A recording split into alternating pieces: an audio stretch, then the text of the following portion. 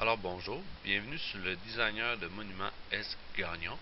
Cette vidéo va vous expliquer comment fonctionne le designer de monuments afin que vous puissiez concevoir votre propre design. Tout d'abord, lorsqu'on rentre sur le designer de monuments, on a les différentes formes de monuments qui sont disponibles. Donc, vous n'avez qu'à cliquer sur une forme pour utiliser la forme. Ici, on voit une fenêtre d'aide. En fait, on va voir chacun des icônes, un par un, à quoi ils servent et comment les utiliser. Donc, vous pouvez vous y référer si jamais vous avez besoin d'aide.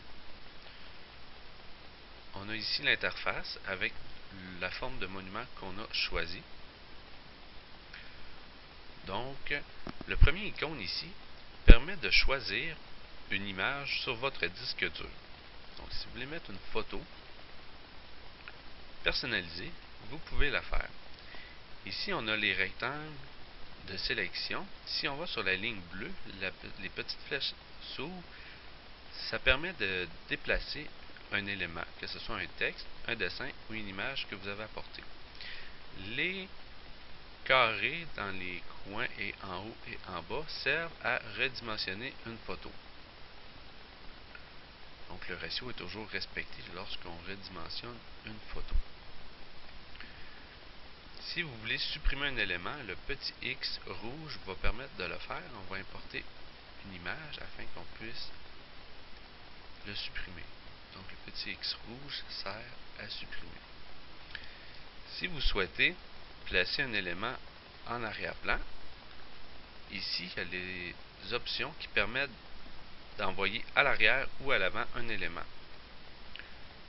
Donc ici, celui-là permet de l'envoyer en arrière, celui-ci ici permet de l'envoyer en avant. Donc on va supprimer notre image. Par la suite, vous pouvez créer du texte. Chaque boîte de texte va avoir ses propriétés au niveau de la police, au niveau de la taille et au niveau de l'espacement entre les lettres. Donc vous pouvez choisir si vous voulez avoir plus d'espacement entre les lettres ou pas du tout. Donc on va faire un test avec un nom pour vous montrer quel résultat vous pouvez avoir. Donc ici on a le nom. On va rajouter une autre boîte de texte et on va rajouter la date.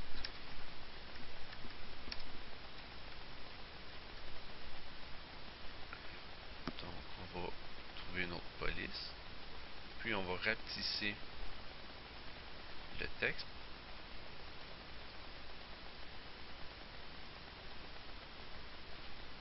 Et on va apporter le texte en dessous.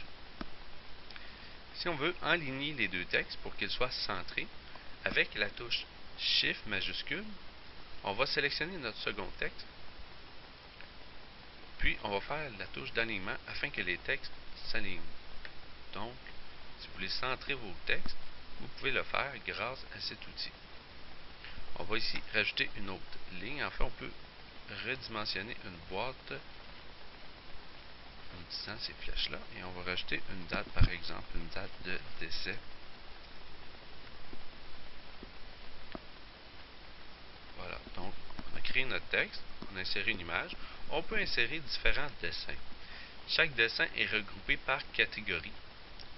Donc ici, par exemple, on pourrait avoir des cœurs comme dessin, puis avoir un petit design pour mettre le lettrage dans le cœur.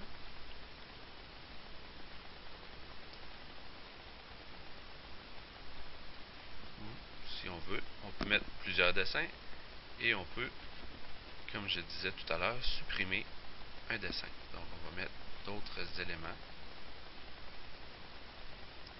On peut redimensionner chaque élément et le positionner à l'endroit désiré. Une fois que le montage est terminé, vous pouvez cliquer sur Terminer et Envoyer afin de envoyer votre design à Monument S. Gagnon. Donc, entrez les coordonnées que vous voulez laisser, votre nom, votre courriel, votre téléphone, la ville, toutes les informations aussi au niveau du cimetière, et ensuite envoyez votre design et nous vous contacterons finaliser la vente. Le design de monument, c'est vraiment pour donner une idée. Nous allons rebâtir le design une fois que nous aurons reçu votre dessin et nous vous contacterons. Merci.